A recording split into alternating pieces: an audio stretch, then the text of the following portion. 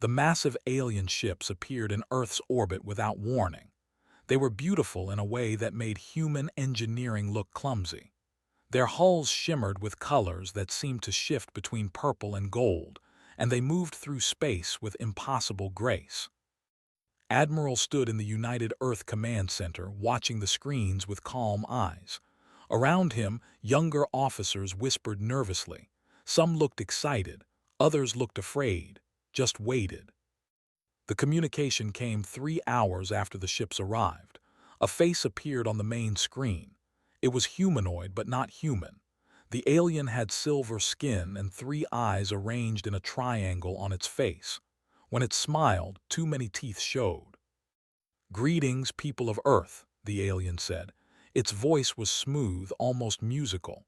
"I am Ambassador of the Empire, speaker for the Galactic Council. We come in peace and friendship." Beside, Chief Diplomat stepped forward. She was a small woman with sharp eyes and a gentle smile. "Welcome to our system, Ambassador. We are honored by your visit." Smile grew wider. "The honor is ours.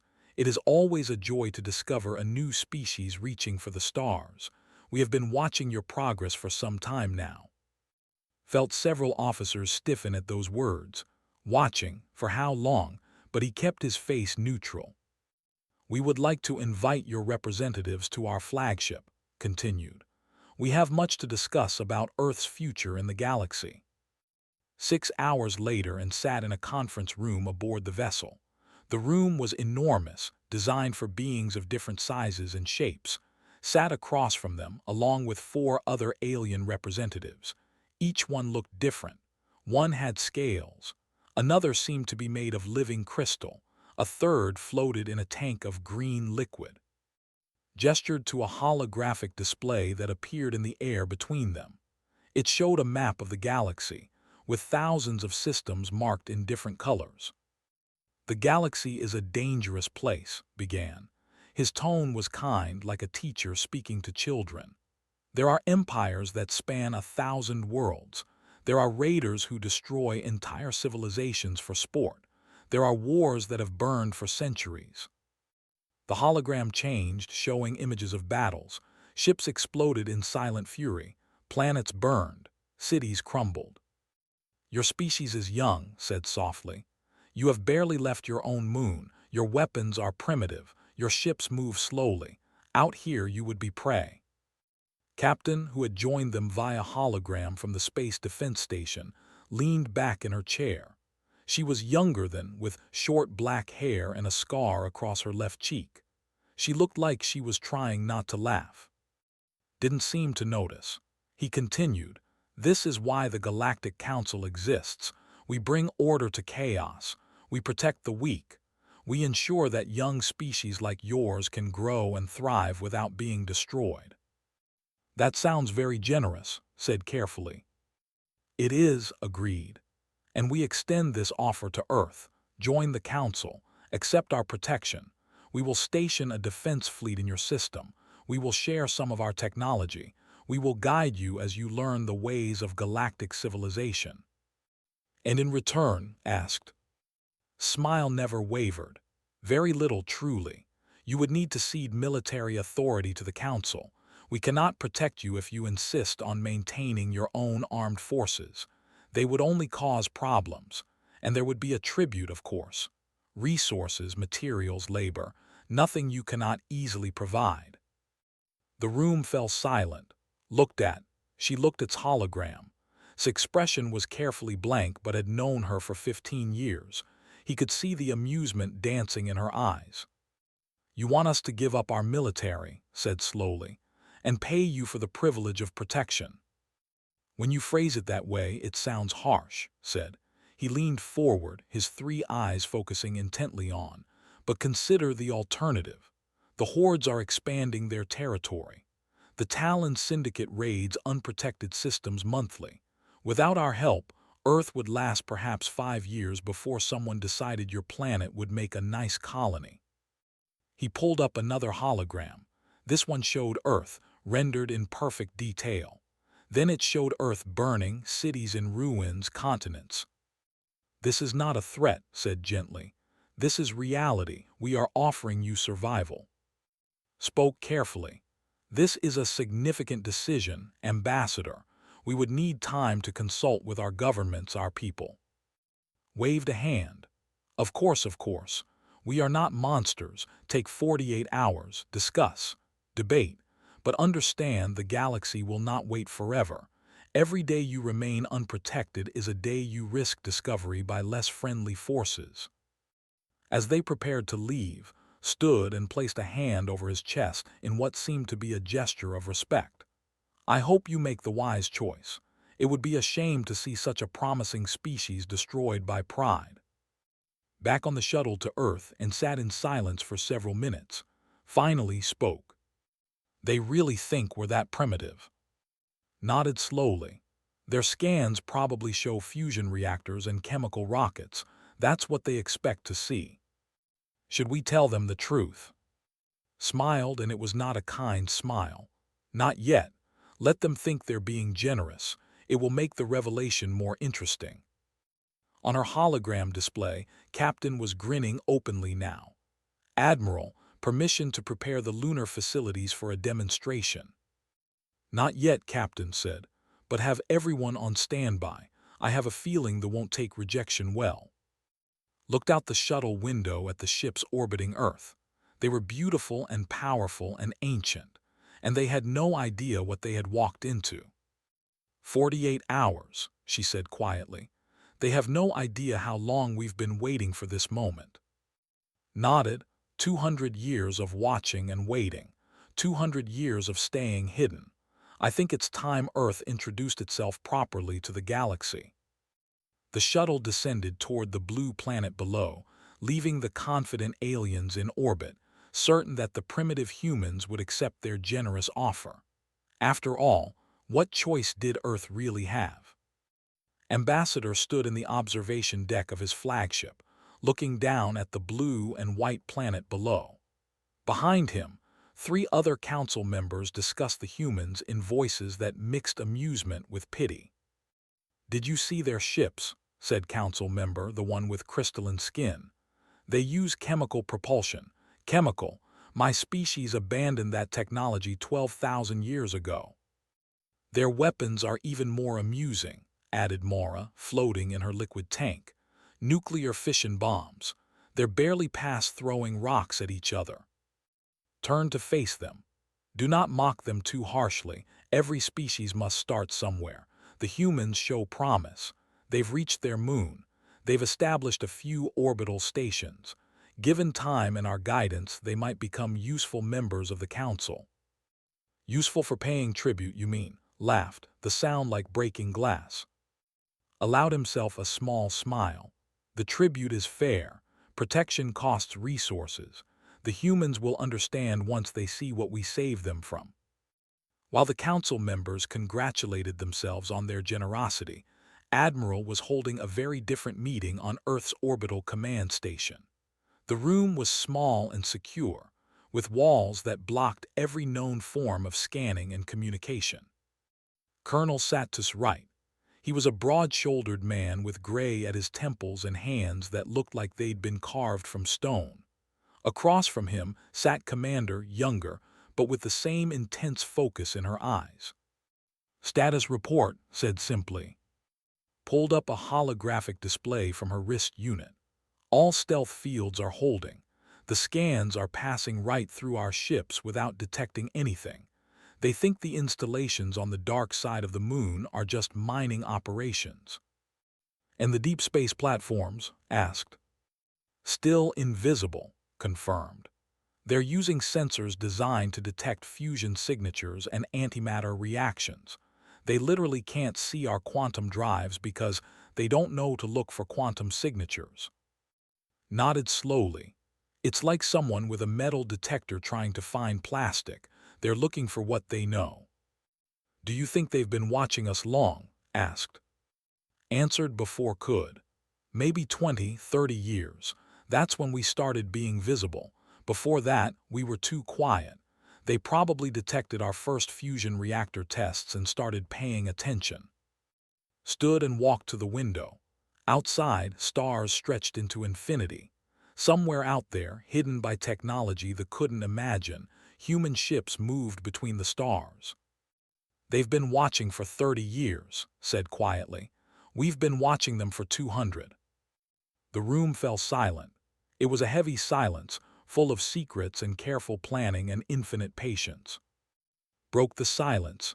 "What happens when we refuse their offer?" "They'll be surprised," said, "probably insulted. They think they're being incredibly generous." "And then," pressed, "turn back to face them. Then they'll likely make a demonstration, show us how outmatched we are, destroy something to prove their point." "The lunar base," said immediately. "It's our most obvious military installation. They'll target it to show us we're defenseless." Smiled. "That's what I'm counting on." Back on the flagship, was reviewing data on Earth's military capabilities. The numbers made him shake his head in pity. Their largest ship could barely reach Mars. Their most powerful weapon was a nuclear device that, by galactic standards, was little more than a firecracker. "They have no defense satellites," his military advisor reported. "No energy shields, no antimatter weapons. Their orbital stations are thin metal shells that our smallest fighters could destroy in seconds." "And yet they might refuse us," mused. "Pride," the advisor said dismissively. "Young species always have too much pride. They don't understand their place yet." "Thought about this. If they refuse, we'll need to educate them gently. I don't want to harm them unnecessarily, just show them reality." "A demonstration, then?" "Yes, something clean. That mining installation on their moon's far side, it appears to be military in nature. We'll disable it. That should convince them." Felt satisfied with this plan. It was firm but fair. The humans would see weapons in action and understand how outmatched they were. Then they would accept the Council's protection gratefully. He had no way of knowing that on the dark side of the moon, Captain was preparing for exactly this scenario. The installation wasn't a mining operation. It had never been a mining operation. It was a testing facility for humanity's defensive systems. Stood in the command center, surrounded by screens showing data that would have made the question everything they knew about physics. Her chief engineer, a quiet man named Minyu, worked at a console beside her. "How long until they make their move?" Minyu asked. "Admiral estimates within 6 hours of our refusal," replied. "Think sooner. He says they aren't patient when dealing with species they consider inferior." "All systems are ready," Minyu confirmed. "We've run the simulations 1,000 times. It should work perfectly." "Should" raised an eyebrow. Minyu smiled slightly. It will work perfectly. We've just never tested it on actual alien ships before." Looked at the main screen which showed the fleet in orbit. They were beautiful ships, she had to admit, graceful and powerful, technology that had taken the thousands of years to develop. Technology that humans had surpassed 2 centuries ago, and then hidden from the galaxy. "I almost feel bad for them," said quietly. "They really think they're the advanced ones." "They are advanced," Minyu pointed out. "By most species standards, it's not their fault they stopped innovating." "No," agreed, "but it's about to become their problem." She pulled up a classified file on her personal display. Inside were schematics for human ships that could cross the galaxy in days, weapons that manipulated spacetime itself, shields that existed partially in other dimensions, and that was just what the military had officially approved. In secret labs across the solar system, human scientists were working on things that made even nervous. Faster-than-light communication that didn't use quantum entanglement, matter creation from pure energy, time dilation fields that could slow or speed up localized time. The thought humans were primitive. They thought Earth needed protection. They had no idea they were looking at a civilization that had quietly become one of the most advanced in the galaxy. And they were about to find out in the most dramatic way possible. Smiled as she checked the countdown timer. 32 hours until the deadline. 32 hours until Earth's delegation politely declined the offer, and probably less than an hour after that until they tried to teach the primitive humans a lesson. "This is going to be interesting," she said aloud. Minu laughed quietly. "That's one word for it." The conference room aboard the flagship was filled with council members, sat at the head of the table, confident and relaxed. 48 hours had passed. The humans were about to deliver their answer. Chief Diplomat appeared on the main hologram display, her image crisp and clear. She wore formal Earth diplomatic attire, and her expression was polite but unreadable. "Ambassador, honored council members," she began. "Earth's governments have carefully considered your generous offer." Leaned forward slightly. This was a formality, of course they would accept. What choice did they have? "After much deliberation and discussion," continued, "we must respectfully decline your protection." The room exploded into noise. Council members shouted in a dozen languages. His crystalline body flashed with angry red light. Mora's tank bubbled violently. Held up a hand for silence. His 3 eyes were wide with genuine shock. "I'm sorry, could you repeat that? There must be a translation error." "There is no error," said calmly. "We appreciate your offer, but Earth chooses to remain independent. We will handle our own defense and our own future." "You don't understand," said, and his kind tone was starting to crack. "This wasn't really a request. This is how the galaxy works. The strong protect the weak. The Council maintains order. You cannot simply refuse." "We just did," replied simply. His face darkened. "You are being foolish. Do you have any idea what exists out there? The hordes would consume your entire planet in a week. The Talon Syndicate would enslave your population. They would strip mine your world and leave nothing but dust." "We will take that risk," said. On her hologram display behind, Captain appeared, attending the meeting from the lunar base. She wasn't even trying to hide her smile now. Saw the smile and it made him angry. These primitives didn't understand. They thought they were brave, but they were just ignorant. Someone needed to show them reality before they got themselves killed. "Perhaps," said slowly, "you need a demonstration. Perhaps you don't truly understand the difference between your technology and ours." Admiral's voice came through the communication line. He had been silent until now. "What kind of demonstration, Ambassador?" "We have identified a military installation on your moon," said. "A mining facility that appears to have weapons capabilities. We will disable it. Gently. No loss of life.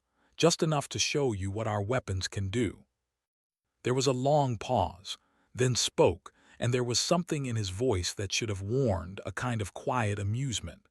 "You want to attack our lunar base." "Disable," corrected. "Not attack.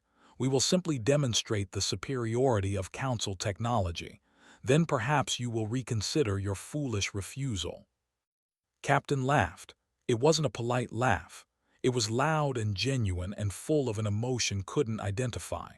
Later, he would realize it was anticipation. "By all means," said, her eyes bright with excitement. "Please attack the lunar base. We insist." Frowned. The humans' confidence made no sense. They should be terrified. They should be begging for mercy. Instead, they seemed almost eager. "This is not a game," said sternly. "We are giving you one final chance. Accept our protection or watch your military facility be destroyed." Looked directly into the camera, her expression soft but her eyes hard as steel. "Ambassador, we have made our decision. Earth will remain free. If you feel you must demonstrate your weapons, we cannot stop you. But understand this, the consequences will be yours alone to bear." "Consequences?" Almost laughed. "What consequences? You're threatening us with what? Your chemical rockets?" "We're not threatening anyone," said quietly. "We're simply warning you, but if you're determined to attack our base, then go ahead. We're ready." Had enough. These humans needed to learn their place. He cut the communication and turned to his military commander. "Send 3 warships to the human lunar installation. Disable it. I want it done cleanly, but I want it done now." The commander saluted and left to carry out the orders. Around the table, council members nodded approval. "They'll see," he said. "Once they watch their precious base go dark, they'll beg to join us." Nodded, but something bothered him. That smile on the human captain's face, that amusement in the admiral's voice. It felt wrong. 3 warships broke formation from the main fleet. They were sleek vessels, each one bristling with weapons that could crack a moon in half. They accelerated toward Earth's moon, their engines leaving trails of exotic particles in the vacuum. On the dark side of the moon, Captain watched them approach on her displays. Around her, the command center was quiet but tense. Every station was manned. Every system was ready. "Range?" she asked calmly. 2 million kilometers and closing," Minu reported. "They're not even bothering with evasive patterns. They're coming straight in." Confidence said, "They think we can't touch them." "Can we?" asked Lieutenant, one of the newer officers. Smiled, "Watch and learn." The warships entered weapons range. On the lead ship's bridge, the commander gave the order to fire. Antimatter missiles launched from their tubes, sleek and deadly. Plasma cannons charged and released beams of superheated matter. Energy weapons that could boil away atmosphere lit up the darkness. It was an impressive display of firepower, more than enough to destroy any conventional target. The weapons streaked toward the lunar base, and then something impossible happened. They vanished. Not exploded, not deflected, simply ceased to exist. One moment the missiles and energy beams were there, and the next moment they were gone, as if they had never been fired at all. On the lead ship, alarms began screaming. Sensors showed readings that made no sense. The commander stared at his displays in confusion and growing fear. "What happened?" he demanded. "Where did our weapons go?" No one could answer. Their most advanced sensors, technology refined over thousands of years, showed absolutely nothing. The weapons had simply disappeared from reality. "Fire again," the commander ordered. "All weapons, maximum power." The 3 ships unleashed everything they had. Dozens of missiles, multiple plasma beams, energy weapons that drew power directly from miniature stars. It was enough firepower to destroy a small fleet. All of it vanished before reaching the base. And then the lunar base responded. A beam of light, except it wasn't really light. It was something that made the sensors scream warnings. Space itself seemed to twist and fold around the beam. When it touched the lead warship, nothing violent happened. The ship just stopped. Its engines roared at full power. Its thrusters fired desperately. But the ship didn't move. It hung in space, held by forces that couldn't even measure, let alone understand. The same happened to the other 2 warships. Invisible hands grabbed them and held them in place like insects in amber. On the lunar base, watched calmly. "Admiral, the ships have been secured. No damage to their vessels, no casualties." His voice came through, warm with approval. "Well done, Captain. Now let's explain to our guests exactly what they've walked into." Stood frozen on his flagship, watching his 3 warships held motionless in space. His hands were shaking. His 3 eyes were wide with an emotion he hadn't felt in centuries. "Fear." "What?" he whispered. "What are they?" Admiral's voice came through on all frequencies, calm and measured. Every ship in the system could hear him. Every council member. Every alien who had come to Earth expecting to find primitives. "Ambassador, council members, allow me to explain something about humanity." On the flagship stared at the main display. His 3 warships still hung motionless in space, held by forces he couldn't comprehend. Around him, council members watched in stunned silence. "You came here thinking we were primitive," continued. "You saw our fusion reactors and assumed we were still learning. You saw our chemical rockets and thought we barely understood. You made a very human mistake, actually. You assumed that what you could see was all that existed." A new holographic display appeared in the council chamber. It showed a different kind of ship, sleek and strange, with curves that seemed to shift when you looked at them directly. The design made no sense to engineering principles. "This is the HNS Horizon," said. "We built her 173 years ago. She was our first true faster-than-light vessel. Not using your hyperspace lanes, Ambassador. We don't need them. We fold space itself." More images appeared. Ships of various designs, all human, all using technology that made head hurt to look at. "We've been exploring the galaxy for 2 centuries," said. "Quietly, carefully, we watched you, Ambassador. We watched all of you. The Talon Syndicate, every council species. We've had ships in your systems. We've had listening posts on your worlds. We've been learning about you while you never even knew we existed." "Impossible," whispered. But even as he said it, he knew it wasn't. The evidence was right in front of him. Commander's voice joined the broadcast. "We didn't develop antimatter weapons, Ambassador. We did develop them, about 80 years ago. Then we moved past them. They're inefficient and dangerous. We have better options now." On her command, the display changed again. This time it showed a weapon test. A human ship fired something that looked like a thin beam of distorted light. Where it struck the test target, a small moon, the moon didn't explode. It simply stopped existing. One moment it was there, the next moment there was empty space. "Matter displacement," explained. "We move the target somewhere else. Another dimension, technically. The math is complicated." Felt his legs weaken. He sat down heavily. Around him, other council members were making sounds of distress in their various languages. The display shifted again. This time it showed locations throughout the galaxy, hundreds of them, thousands. "These are human installations," said. "Research stations, monitoring posts, colonies. We've been busy while you've been fighting your territorial wars with the same weapons you've used for." Major appeared on the broadcast. He was a young man with sharp eyes and the confident posture of someone who knew exactly how skilled he was. "Let me demonstrate a few things," said. He was standing in what looked like a human laboratory. "This is a standard quantum drive. It allows faster-than-light travel without hyperspace. We can go anywhere in the galaxy in a matter of days." He held up a small device.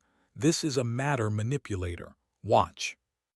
He placed a metal bar on a table and activated the device. The metal bar rippled like water, then reformed into a perfect cube, then a sphere, then a delicate flower made of solid metal. "We can restructure matter at the atomic level," explained. "It's useful for construction and other things." He picked up another device. "This creates a localized time dilation field. Inside the field, time moves differently than outside. We can speed it up or slow it down as needed. It's how we built most of our deep space installations so quickly. A week inside the field equals months outside." Was shaking his head. "This isn't possible. These technologies violate fundamental laws of physics."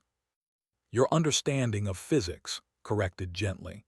"The universe is much stranger than the council thinks. You stopped looking for answers because you thought you had them all." The display changed once more. This time it showed space, recognized his own, but there were markers he didn't recognize. Dozens of them in orbit around planets near space stations floating in the outer system.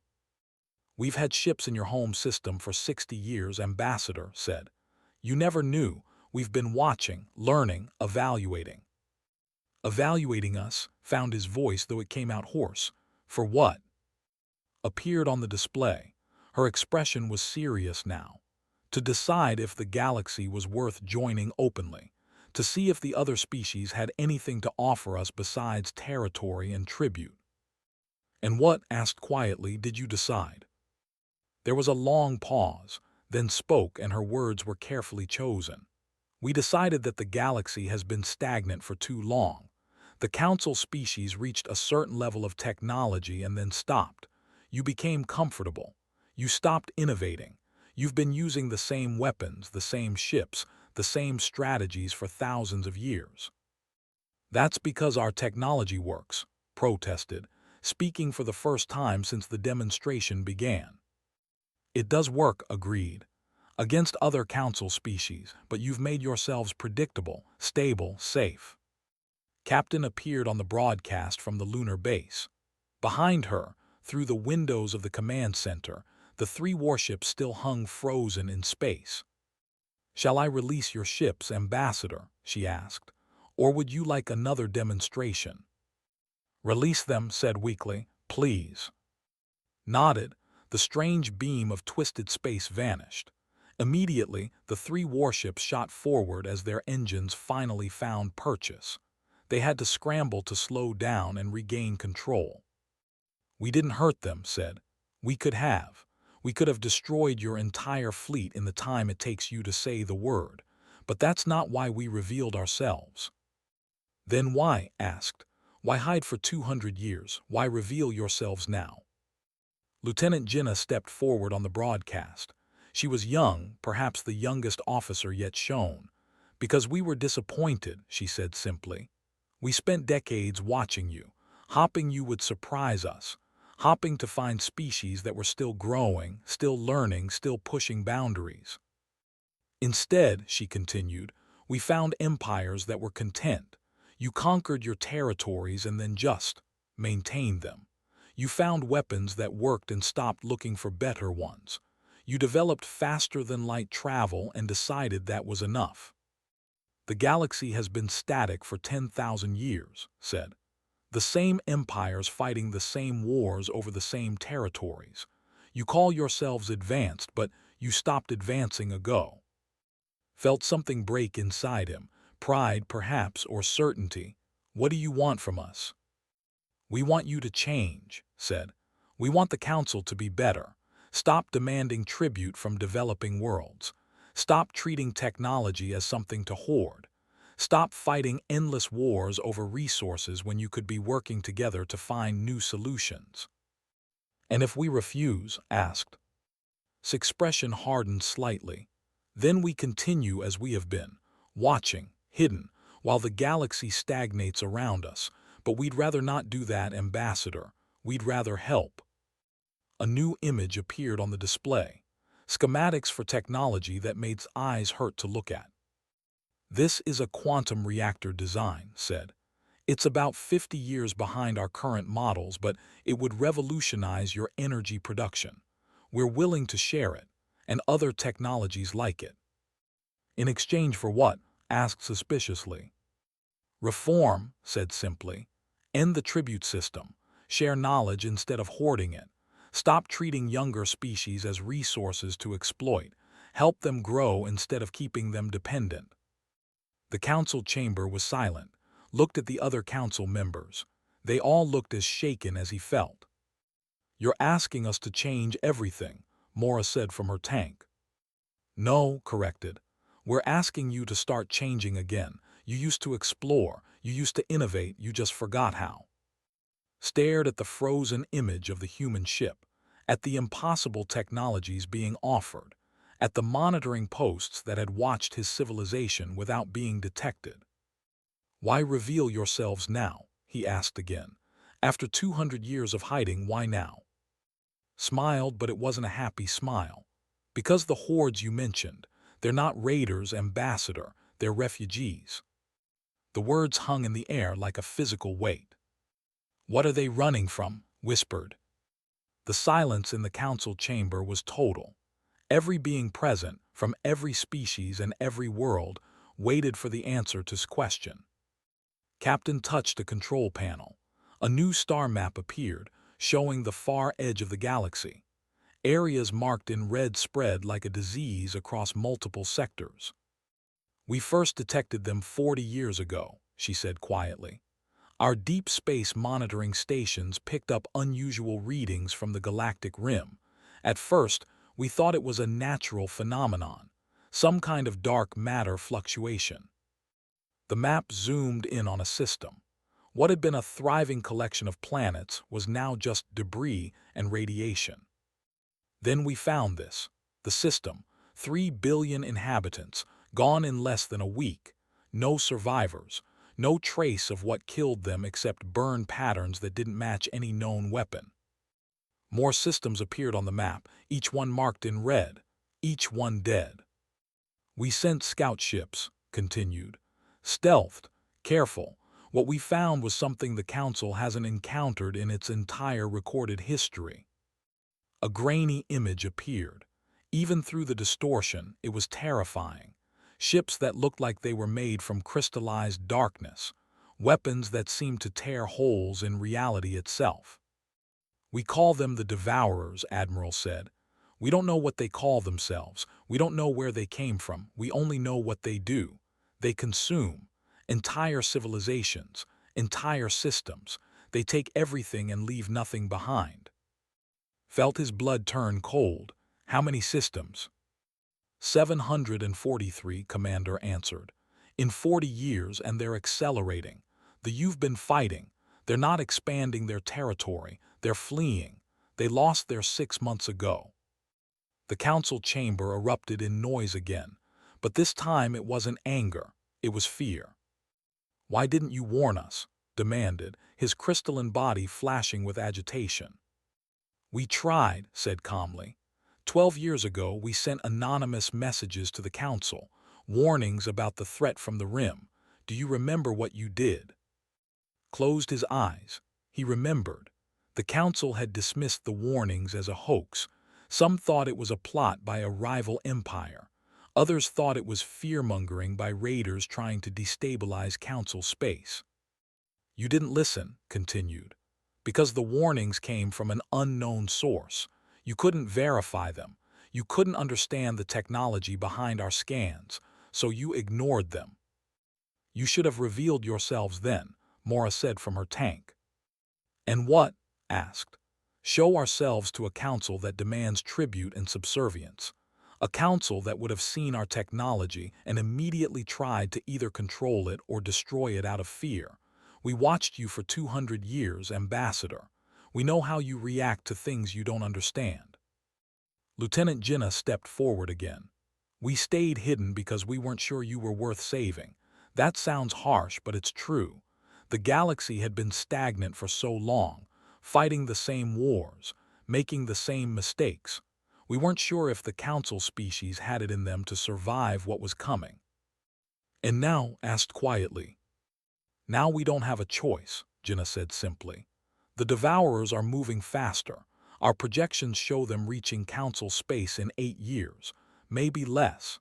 If the galaxy doesn't unite, doesn't change, doesn't start innovating again, they'll sweep through every system like they're not even there. Major brought up new displays, battle simulations, the Devourers against council fleets. The results were horrifying, complete annihilation in every scenario. Your current technology can't stop them, said bluntly. Your antimatter weapons barely scratch their hulls. Your shields don't register their weapons. They operate on principles of physics that you stopped researching thousands of years ago. But you can stop them, said. It wasn't a question. Maybe, admitted. Our weapons are effective against them. We've engaged them 3 times in the past 10 years. Small skirmishes. We won, but it wasn't easy. They adapt quickly. They learn. If they hit us with their full force right now, even we would struggle. Then what hope do we have? Asked despair in his voice. We have time, said firmly. 8 years. Maybe 10 if we're lucky. That's time enough to change, time enough to share technology, time enough to turn the stagnant council into something that can survive. Looked at the images of destroyed worlds, at the simulations of battles lost, at the terrifying ships made of living darkness. Then he looked at the human representatives, young compared to his species. Their civilization barely a few thousand years old, and yet they had surpassed the council in ways he was only beginning to understand. What do you need from us? He asked. Leaned forward. First, reform the council.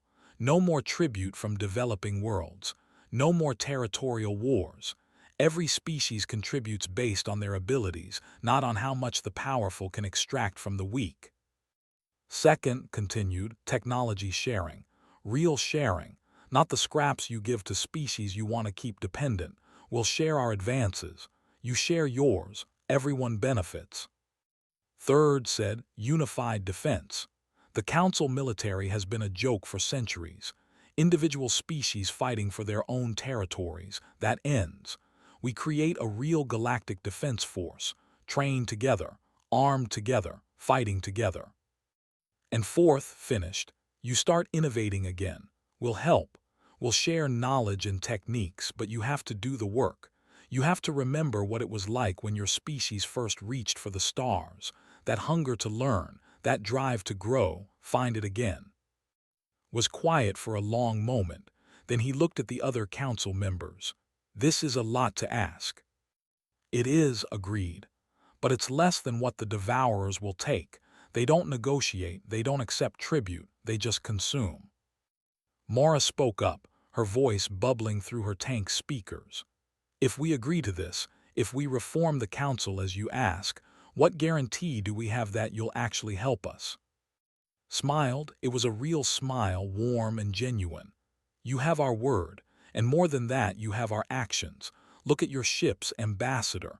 Look at the 3 warships that attacked our lunar base. Are they damaged? Checked his displays. The 3 ships had rejoined the fleet. Their commanders were filing reports. No, not even scratched. We could have destroyed them, said simply. We could have destroyed your entire fleet without breaking a sweat, but we didn't, because this isn't about dominance. It's about survival, all of our survival. Captain touched another control. The shifted to show something new. Hundreds of ships appeared, surrounding the council fleet. Ships that had been hidden, cloaked, invisible to every sensor they possessed. They weren't threatening. They weren't powering weapons.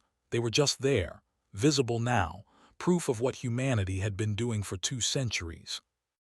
We've been protecting you without you even knowing, said. Twice in the past 20 years, Devourer scout ships entered Council space. They never made it out. We made sure of that. You've been defending us? Asked, shock evident even through his alien physiology. Someone had to, said with a shrug. We weren't going to let them take the galaxy while we watched.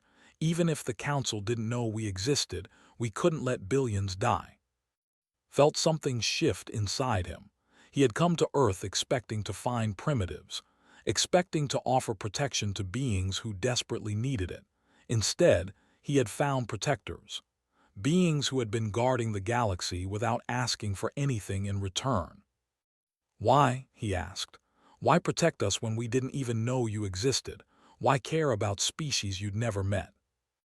Looked at each council member in turn. Because despite everything, despite the stagnation and the territorial wars and the endless conflicts, you're still people, still civilizations trying to survive in a hostile universe.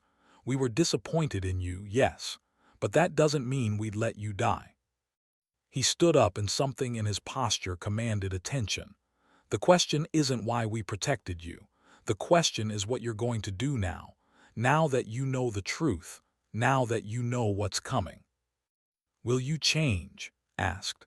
Will you reform the council and prepare for what's coming?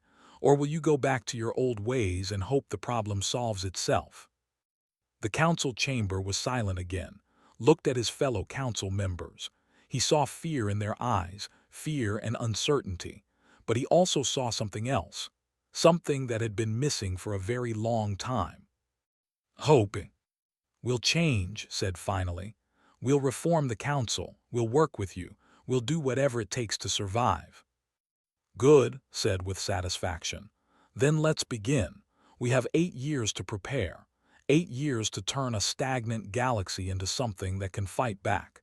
8 years to remember what it means to reach for the stars. The changed one final time. It showed a message, simple and clear, being transmitted across every frequency known to galactic civilization. A message that would reach every species, every world, every being in the galaxy. And beyond it, out to the dark space where the devourers lurked. The message was short. This is Earth. This galaxy is under our protection. To those who seek to consume it, you are not welcome here. Turn back now or discover why humanity survived when so many others fell. We stand ready. Come if you dare. Captain watched the three warships turn and begin their journey back to Council space. Behind them, human ships across the solar system. Dozens of them. Hundreds. All of them had been there the whole time, watching, waiting. "Do you think they'll really change?" she asked. Admiral stood beside her, looking out at the stars. "They'll try. Fear is a powerful motivator, and hope is even stronger. And if the Devourers come before we're ready." Smiled. "Then we'll show them why you don't threaten a species that spent 200 years preparing for a fight, while everyone else thought they were primitive." He turned to face his crew. "All hands, prepare for the long road ahead. We're not hiding anymore. We're not waiting. We're taking our place in the galaxy, and we're going to make sure it survives." Across the solar system, human ships began to move. Some headed to Council space to begin sharing technology. Others moved to defensive positions along the rim, and still others headed out into the deep dark to watch and wait for the enemy that was coming. Earth had revealed itself at last, and the galaxy would never be the same.